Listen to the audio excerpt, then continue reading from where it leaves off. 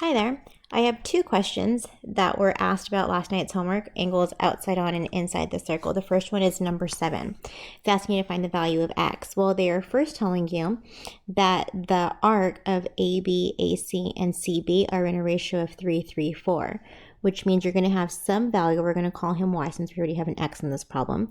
So I know AB is going to be in the ratio 3y to 3y to 4y.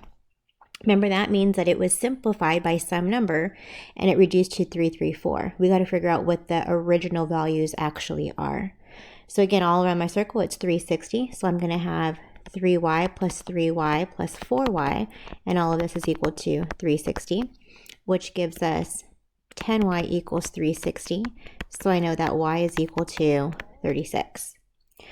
Okay, if I take these and plug these back into my 3y, 3y, 3y, I'm going to get the measure of arc AB to be 108, because 3 times 36 is 108.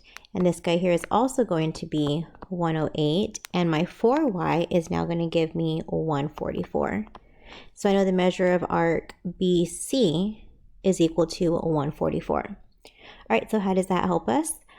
Well, I know this angle here, which is made by my tangent and this guy right here. My vertex is on this circle, so it's going to have the same properties as that of an inscribed angle, where this angle is going to be equal to half of the arc that it makes. And the arc that it makes is 144. So I'm going to take my 144 and divide it by 2, so I get the measure of angle X to be equal to 72. Number 9, angle AOB, which is a central angle, is 108. 108. Central angle, which means it's going to be the exact same as the arc that it creates. So this guy comes out and it gives me this arc right here of AB. So I know AB is going to also be 108. 108 for arc AB.